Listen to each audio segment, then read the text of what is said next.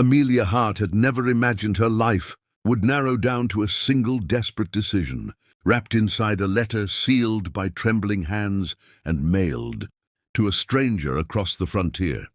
But after the storm that claimed her parents, after the neighbors who meant well suggested she marry any man willing to take in a woman with no dowry, and after the pastor warned her that winter would not go soft on a woman living alone, she gave in to the only option that offered a sliver of hope. A mail-order marriage arranged through the classifieds. She was supposed to arrive at Dawson Ridge Ranch, home of a widower named Cole Dawson. She memorized his words: "I don't need a replacement for my late wife. I just need stability for my little girl." Amelia had written back with honesty: "I don't want to replace anyone. I only want a place to belong." Yet when the wagon dropped her off in front of a sprawling property she assumed was Dawson Ridge, she didn't realize until too late that the driver, too old to see clearly and too stubborn to admit it, had taken her to the wrong ranch, Raven Creek Ranch, a place whispered about in town as the ranch of a fierce, untrusting man named Luke Braddock, a rancher who had sworn never to bring another woman under his roof after betrayal shattered his world. Amelia stood there with her luggage, her dress dusty, her bonnet crooked from the wind, and her heart pounding like hooves inside her chest. She barely had time to breathe before the front door swung open and a man with storm-gray eyes stepped out, eyes narrowing as if she had brought trouble with her. "Who sent you?" he asked, voice like gravel dragged across the ground. Amelia swallowed, trying not to tremble as she explained her name, her intentions, her marriage arrangement. Yet the moment she said Dawson Ridge, his expression shifted from confusion to annoyance to something like frustration. "You're at Raven Creek," he said, dragging a hand down his jaw.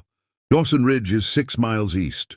Embarrassment flooded her cheeks, but before Amelia could apologize or gather her bags to leave immediately, a soft sound came from behind the man, a small gasp, like someone witnessing a miracle. A little girl, no more than 7, peeked out from behind him, clutching a wooden toy horse to her chest. Her curls were tangled, her dress patched, but her eyes shone with something that made Amelia's breath hitch: hope. The child stepped forward slowly, ignoring the man's attempt to hold her back. She looked up at Amelia with trembling lips and whispered words so soft, so achingly full of longing, that they pierced the air like a prayer finally answered. "God finally sent you to us." Luke stiffened, his jaw tightening as if those words cut deeper than a knife. He knelt beside the child.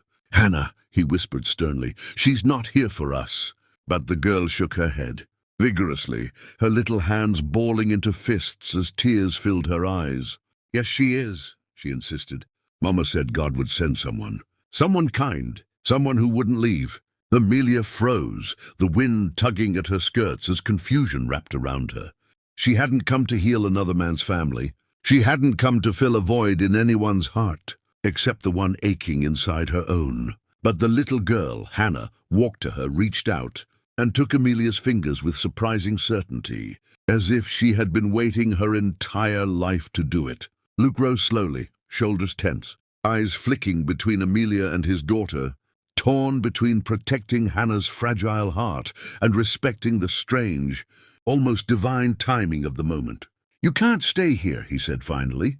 "I'll get a horse saddled and take you to Dawson Ridge myself. You'll be safer there."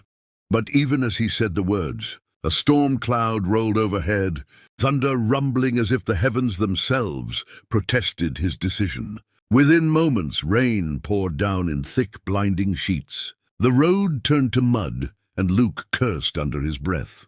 No one, not even the strongest rider, could make the 6-mile trip safely in such a storm.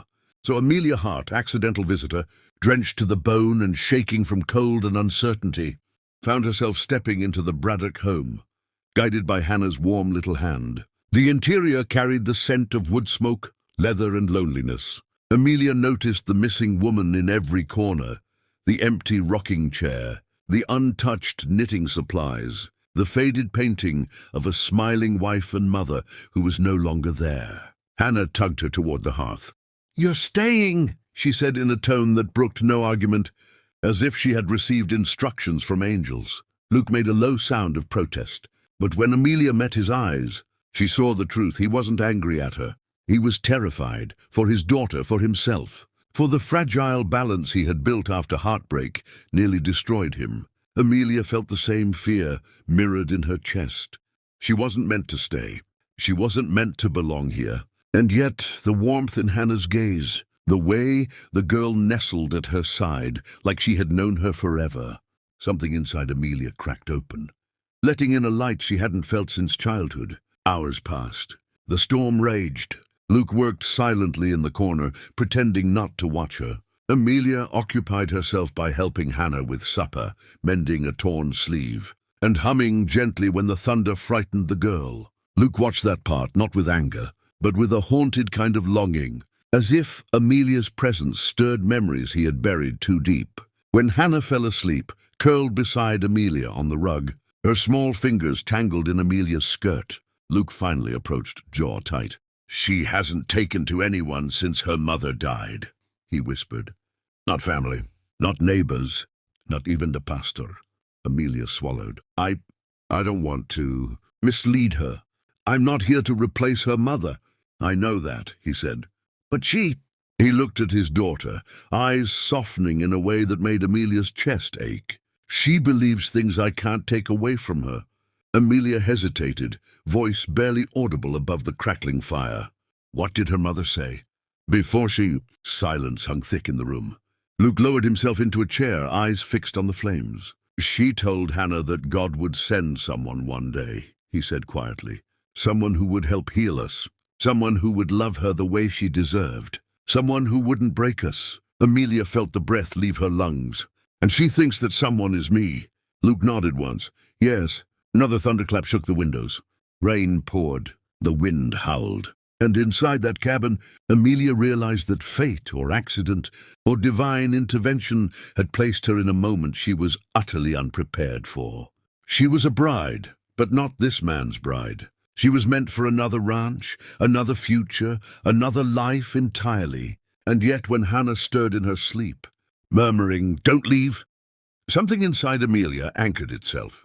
Something that whispered, "Maybe you were never meant to go to Dawson Ridge at all." And when Amelia lifted her gaze to Luke, she found him watching her again, this time not with suspicion, but with a fragile, hesitant question in his eyes. A question neither dared speak aloud, a question the storm outside seemed determined to answer for them.